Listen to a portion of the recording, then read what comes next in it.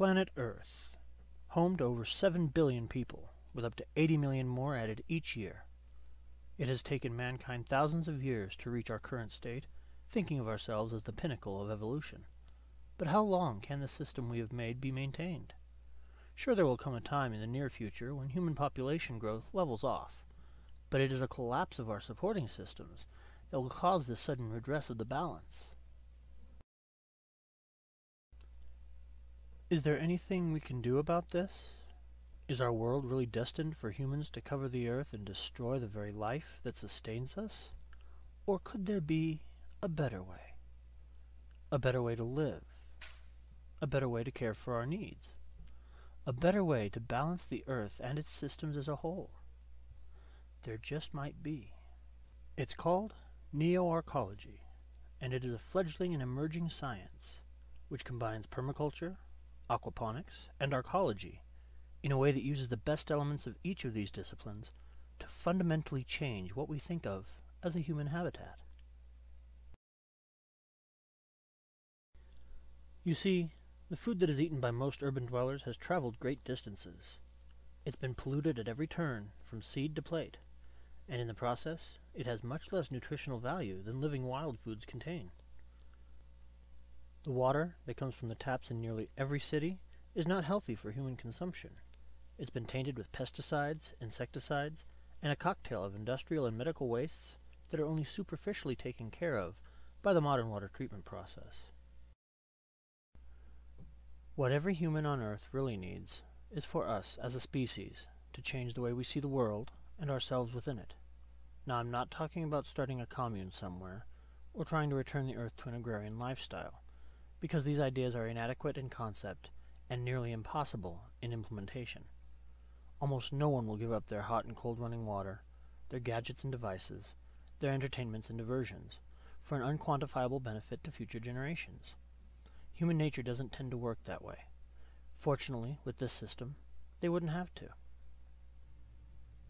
Through the principles and pattern understanding found in permaculture, the methods and systems used in aquaponics, and the ideals and engineering of classical arcology, megacities which can support the commerce of life needs for all the structure's inhabitants can be created.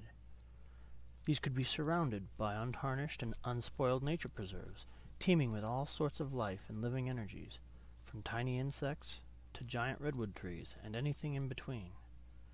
This ideal would need to evolve over several years, or even decades, but it truly can be achieved if we are systematic in our work and do not try to start at the top without the needed foundation, as all of the failed classical arcologies have tried to do.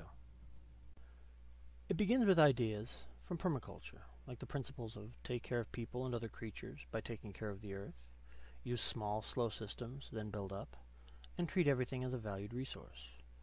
The understanding of natural patterns in nature and an attempt to recreate their success is also key to this system. We then use these principles along with the technologies of aquaponics and the concepts of constructed analogs to natural systems, what we could call copycat systems, to meet the high demands for food, water, and air quality.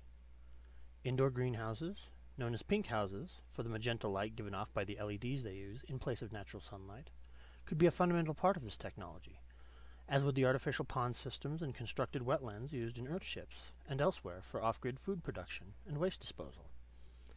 Vermiculture, or worm farming, and other quick-acting composting methods would likely be incorporated as well.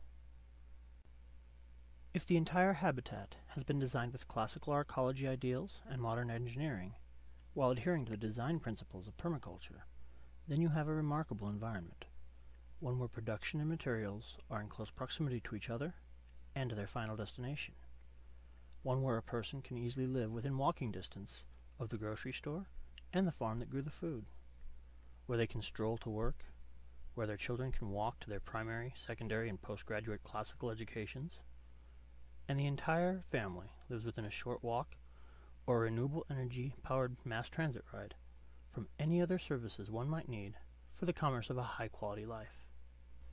A human-constructed environment where there is no scarcity, no homelessness, no pollution, and no devastation of the global environment, all through the use of technology, rather than by attempting to abandon it.